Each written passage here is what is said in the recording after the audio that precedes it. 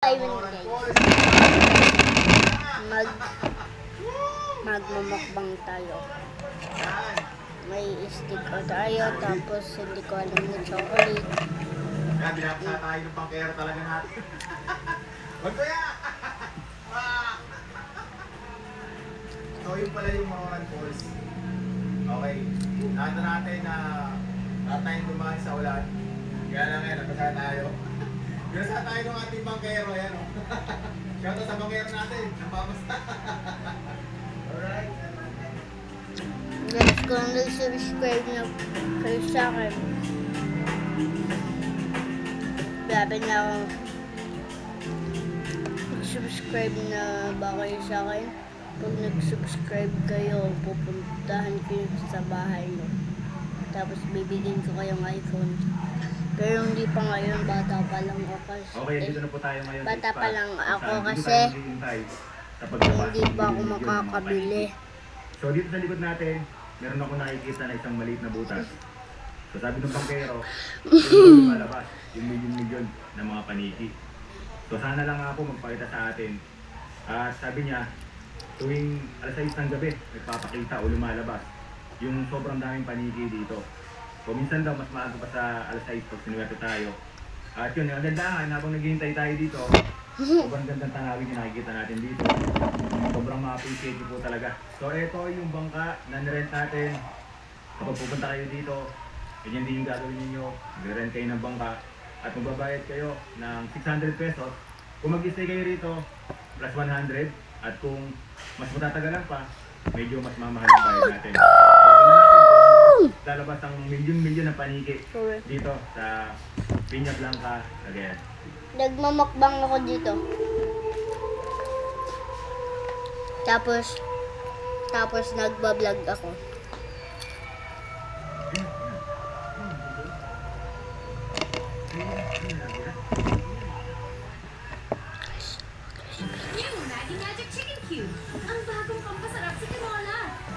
Guys, huwag mo sabihin sa mga family niyo na may girlfriend na ako.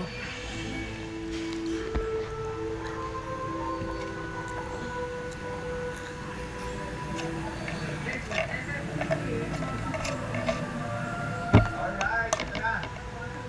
Sasaksyan na natin ang paglabas ng milyon-milyon ng mga paniki. Relit lang sila. So ito pala yung tinatawag na football. Napakarami.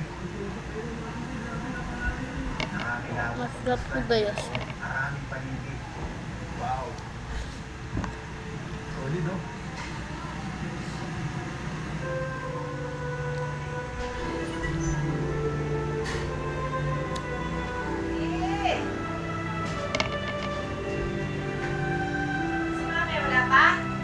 Huwag kang magpakarta. Nagmamakbang ako.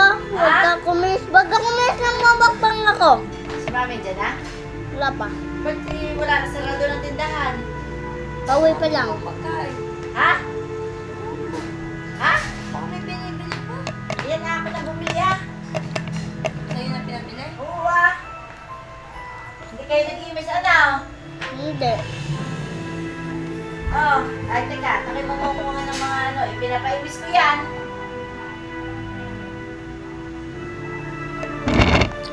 Ha? Wait lang. Nagmamakbang pa ako. Hindi pa ako tapos dito. Talaga. Ate Tal, deal with that. Ay, oh, tamutan, be. Hindi na kayo nakikinig.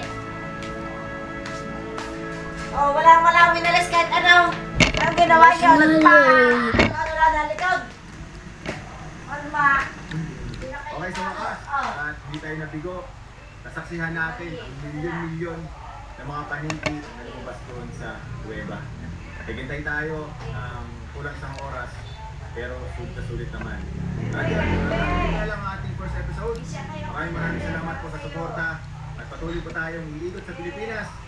Maipakita lang po sa inyo kung gaano kaganda ang bansa natin. Siyempre, gamit pa din ang motorsiklo. Kaya po lagi tatandaan, keep safe, ride safe, and God bless. Kita-kits po tayo sa ating susunod na motorcycle adventure.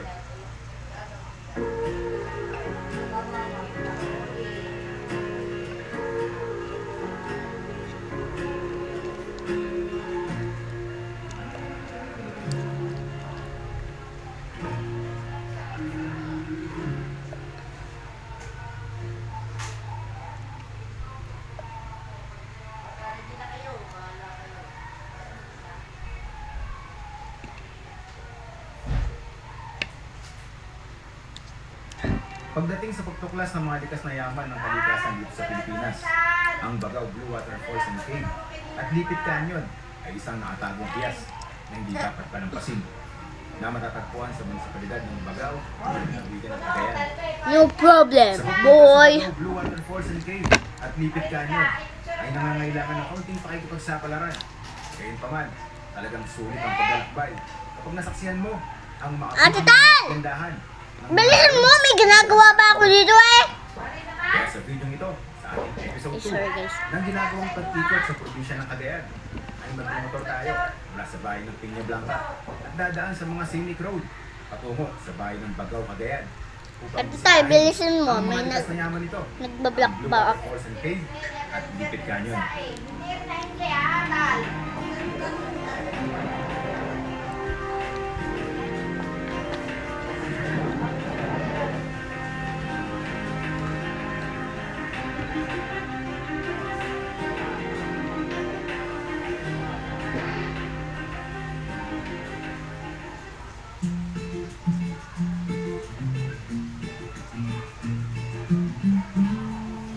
Yun, isang magandang araw po sa inyong lahat at welcome pong muli sa ating panibagong motorcycle adventure. Marshmallow.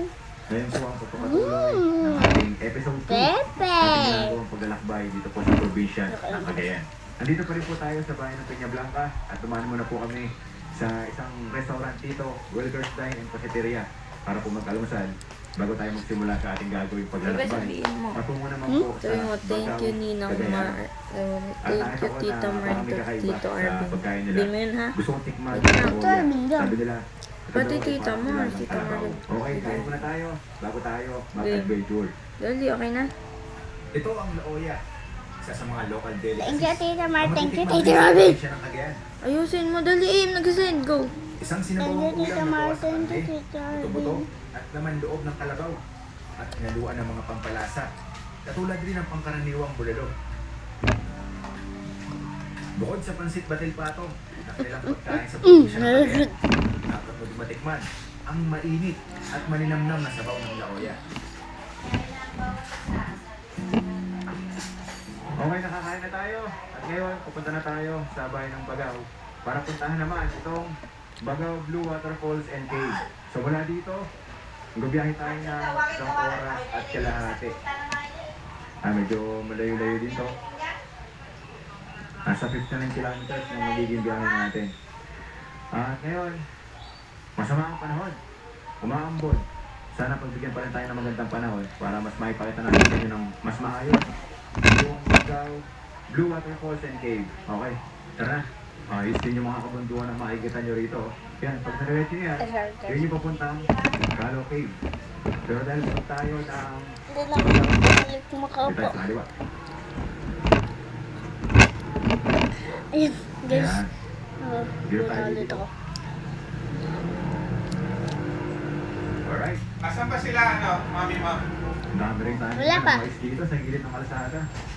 Tapos Wala na meron doon, tayong eh. Magandang tanawin doon, oh. Wow, ganda ng tanawin, ganda ng kabundukan doon, oh.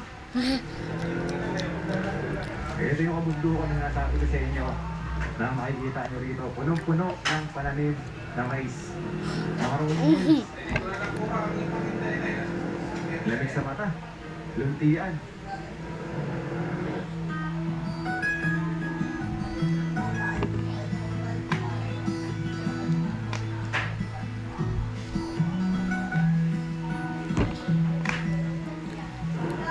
Mataas ang mataas yung dinadaanan natin ngayon.